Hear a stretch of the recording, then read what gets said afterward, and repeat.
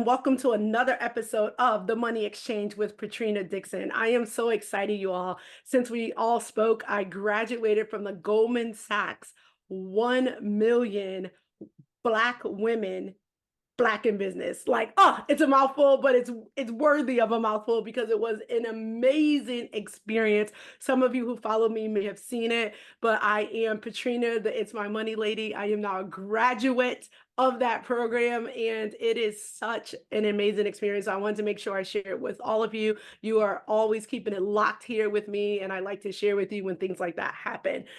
Through that experience, I'm a part of what they call Cohort 4. I have one of my Cohort 4 sisters here with me. Her name is Lee Crockett, and Lee is going to tell us women how to get that bag, how to earn your pay. So without further ado, I'm going to say, Lee, introduce the folks to Lee Crockett.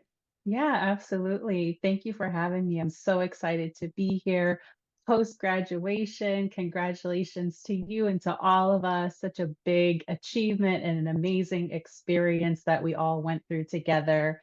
But yeah, I'm happy to be here. My name is Lee Crockett. I am an executive and career coach and business strategist, and I help women get the title and pay they deserve.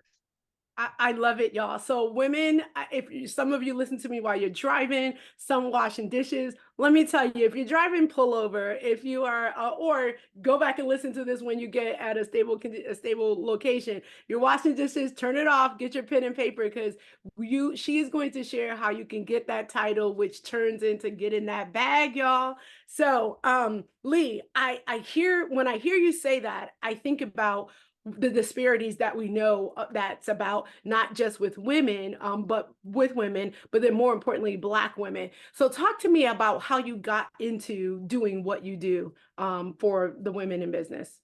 Yeah, absolutely. So my corporate background has been in sales and sales leadership. So I've always been really passionate about professional development, leading a team, helping people achieve, their goals and getting to the next level, whatever that may be for them personally and professionally. I've always wanted to figure out how to give back. And, fast forward, that's why I started my coaching practice. But really, coming up in corporate, I was the youngest. I was the only Black woman. I was the only woman, period, outside of, probably the admin in HR, definitely the only Black woman in leadership. And I had a lot of experiences of being passed over, of being, and everybody has this, right? Where you're yes all the time. You're doing such a great job. We love you. What would we do without you? But you never get the raise. You never get Mm. the promotion. You always get looked over. So I was burned out. I was working all the time. I was the first one there, the last one home, trying to do all the extra special projects. And I was invaluable to the organization, but they weren't recognizing me for it.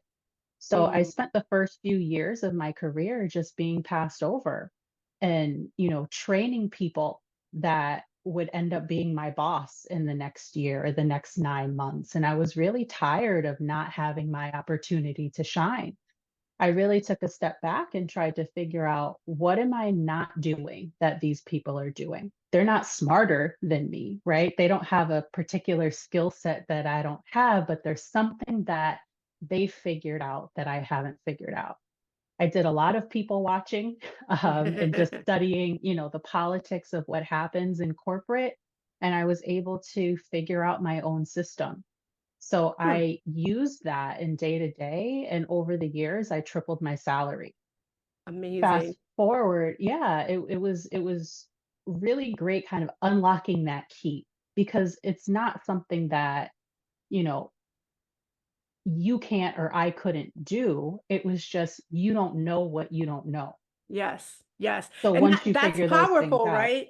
You don't Mhm. know what you don't know. Because oftentimes, even like when I think about what I do from a money perspective, people look at certain people and think they're not progressing or building wealth because they just don't choose to. And oftentimes that's not the case. They don't know what they Right. don't know. Hence why I do what I do, right? To try to Mhm. change that narrative.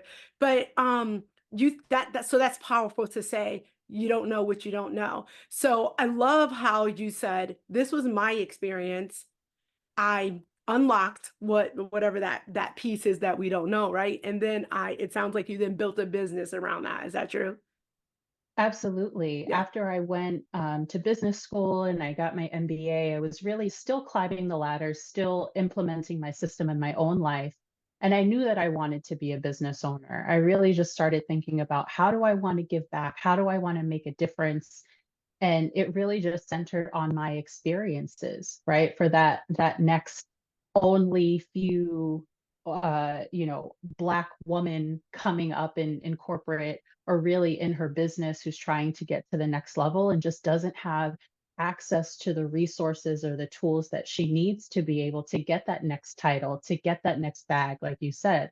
Mhm. Right. So it was really a no-brainer. How do I use my experiences to help other people skip through some of the setbacks that I experience? So that's why I launched my business.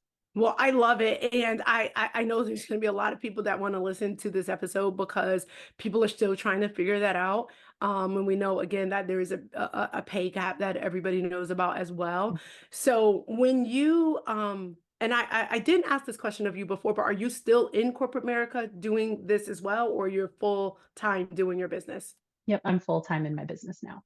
Okay, okay, great. So when you work with clients and you help them, and share with them, that secret sauce that you found or sauces that you found, what do you find that your clients say, "Ah, I can't believe I didn't think of that," or are there really things that they literally had to learn in order to get what it is that you share with them to get them to the next level? Was Yeah, it? I guess it must not be intuitive because it's not happening. But once you do it, is it? I guess what I'm trying to get at is it simple things, or is there like a real strategy that needs to happen, or is just like these are the two things and you just don't think of it because you're in the day-to-day grind of the work. it's a little bit of both. Some Okay. things are counterintuitive, but some things are really, oh, I didn't think about it that way. So I'll give you an example. So I said, when I was in corporate, I would be the first one there and I'd be the last one home because in my mind, and in a lot of women's mind, is if I make sure that I show them I can do a bunch of things, if I make sure that I show them I'm useful and that I can think outside the box, then I'll get, primed for promotion. They'll look after me. And a lot of the behaviors that we exhibit in the workplace to show our usefulness actually work against us. Hmm. It keeps us pigeonholed. So in that instance, my boss at the time loved to, go golfing on Fridays. He wasn't in the office and he could do those things because I allowed him to, Mhm. because I wanted the extra project. I wanted to take things off of his plate. I wanted to go the extra mile and show what I could do. So he had less work. So Mm. he's not going to advocate for me to get promoted unless the next person is going to do the same thing for him. He doesn't want more work. So by me doing those things, I'm actually keeping myself stuck because I'm not doing them in a strategic way. I love it. I love it. And well, as I sit back and even listen to you talk about that example, it is so true when you think, I read somewhere online somebody posted that more you do and as you continue to do well, the more you're asked to do. And Yeah. usually that doesn't always come, I shouldn't say usually, it doesn't always come with extra money.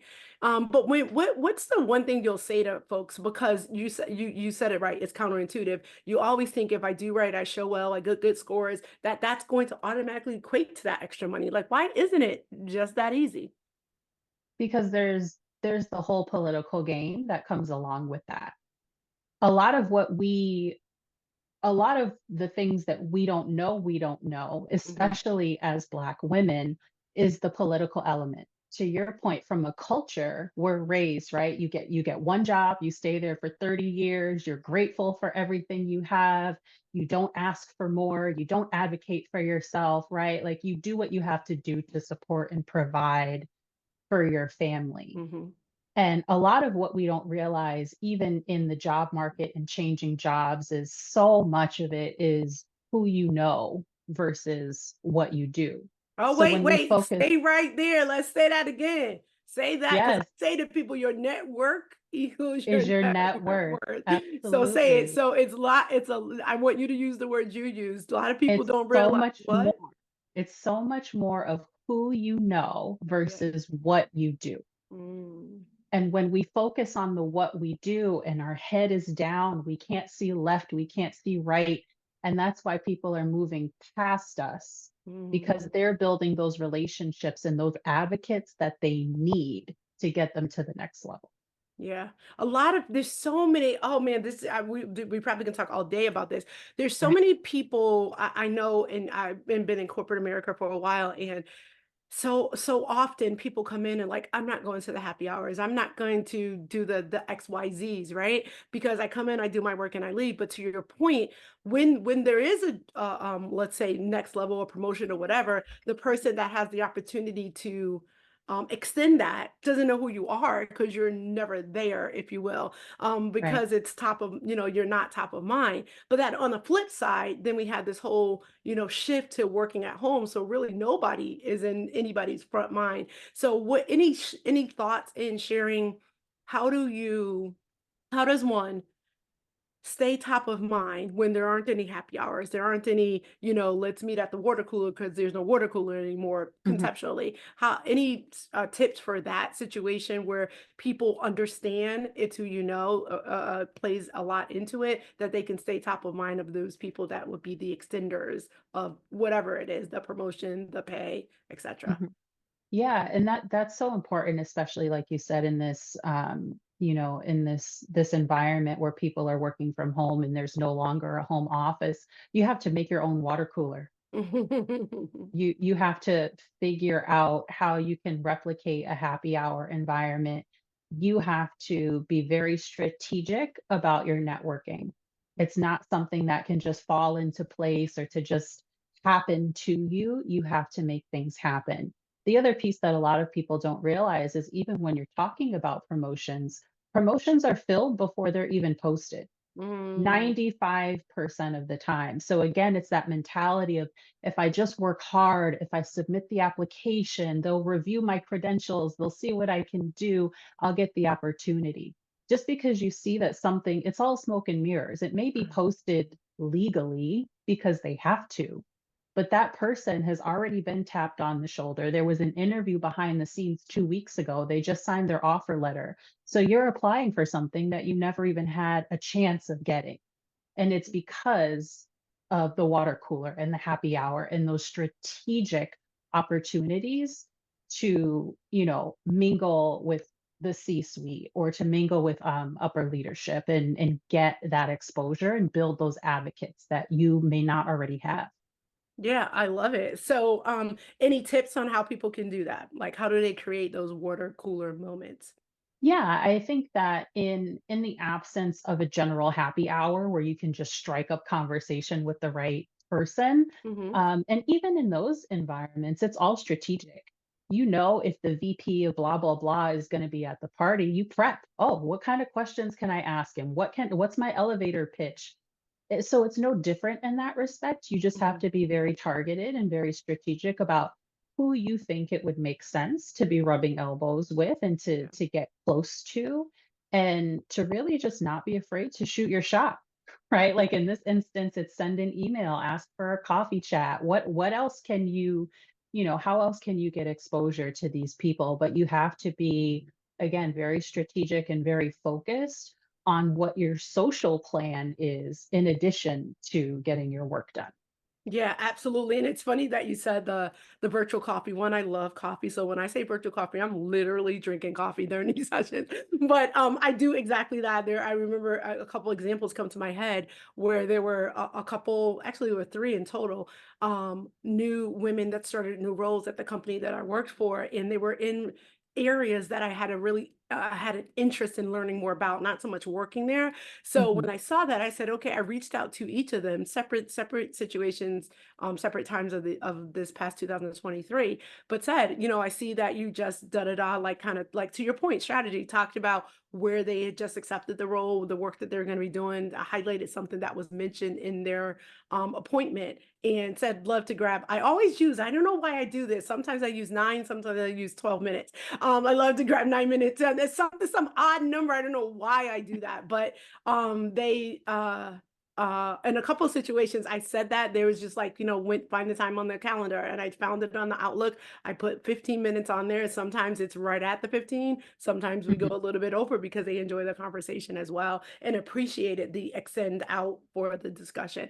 Most people want to talk about themselves, right? So those Absolutely. listening, like to do what Lee said, like reach out and if you have a desire to work in where they are, talk about that. Let them know a little bit about you. Maybe not talk about that in an initial discussion unless you have different thoughts, but just share what you're doing. So when that thought comes to mind, oh, I met Patrina. I remember da da da da Mhm. da.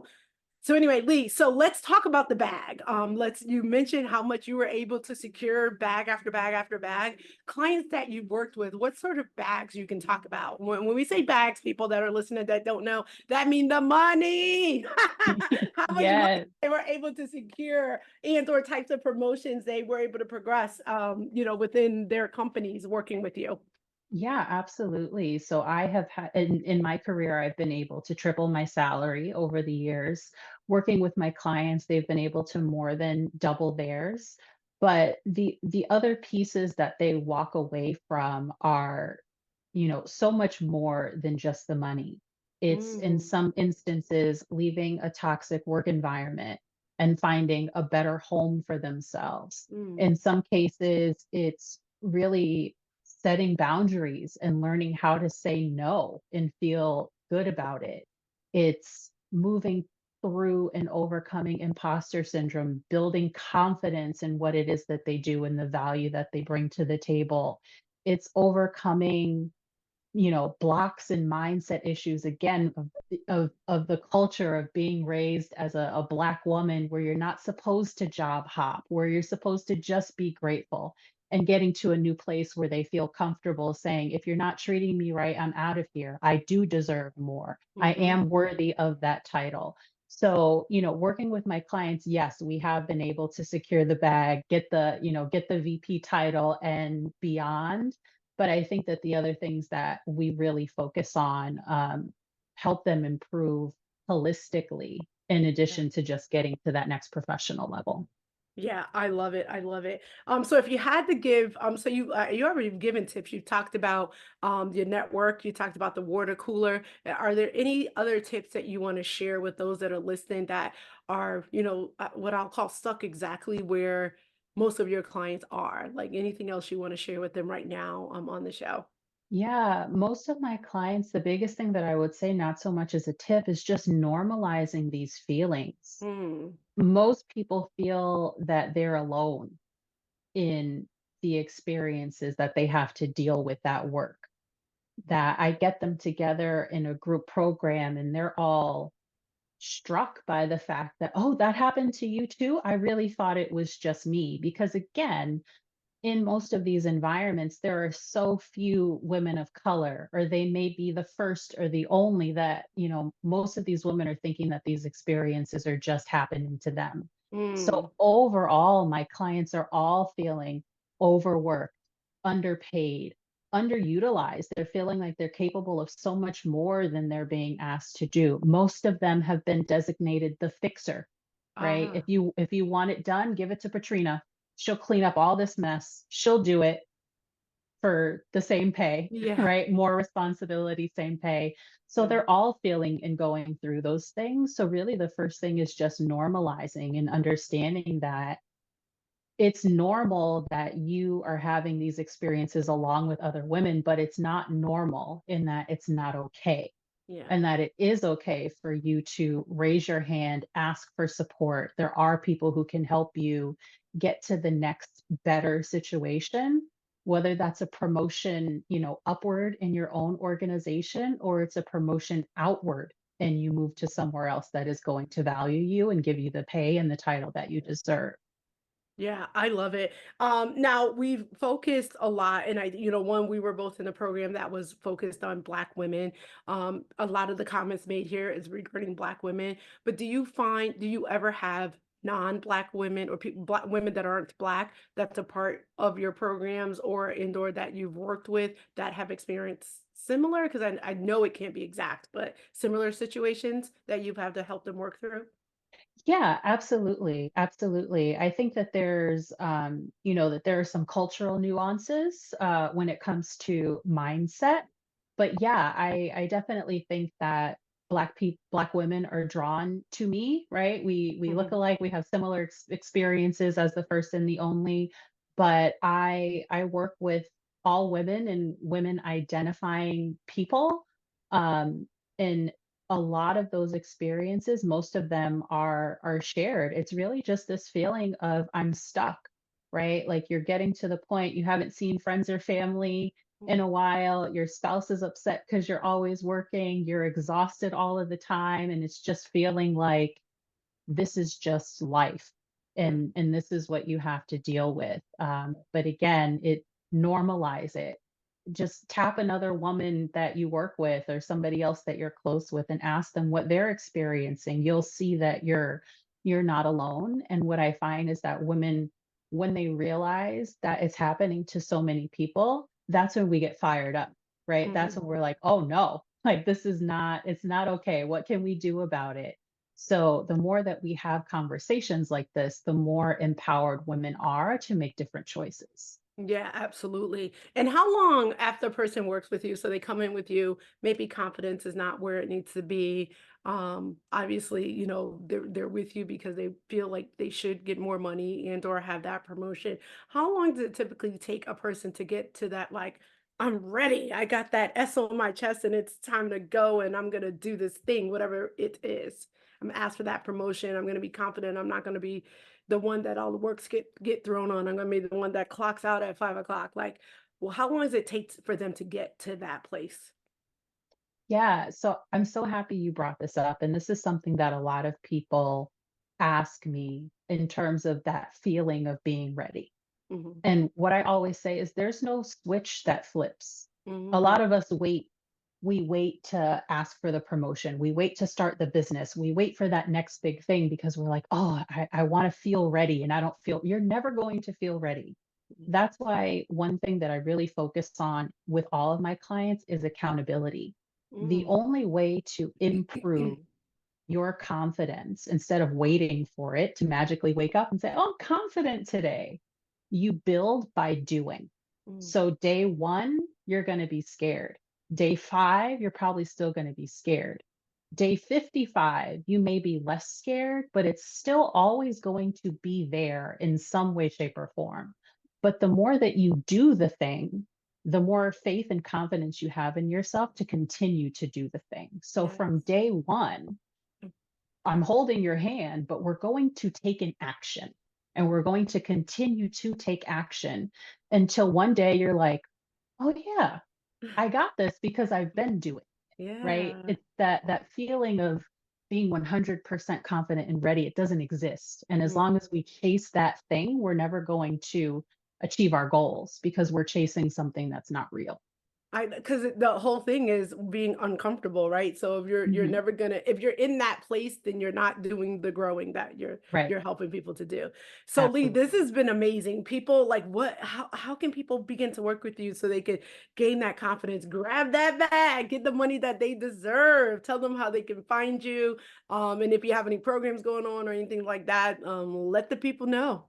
Yeah, absolutely. Thank you. So you can find me on Instagram at Lee A. Crockett. It's Crockett with two T's. LeeCrockett.com is my website. You can also find me on LinkedIn. And we're winding down the year. What I am getting ready to do is get ready for launching my signature programs for January. So there are a couple of things happening right now. I have a mindset retreat that's coming up in the middle of January, so you can reach out to me about that. And then the doors will be opening in January as well for my Path to Promotion program if you're looking to move up the ranks in your current company, or my land your dream job program if you're fed up and you're like, this is it, I got to get out of here. It's right about that time. I know you've already had your review, right? Let's not do this again next year of, oh, I disagree, I didn't get the pay raise that I wanted, they're not treating me right. Let's do something about it. You can reach out to me. I love it, I love it. Oh, now you just made me think of another question when you said that. Do you also help people with, because I know I hear people say this, is, "I don't like to write about me, I don't remember everything that I've done." Do you have any quick tips? Because some people have written them and some people have not. Any tips on how to write that review on yourself, for your manager or team leader? Yes, absolutely. I'm so happy you asked that. Again, it's that time of year, and you probably came back and said, oh, they didn't even mention that I did blah, blah, blah.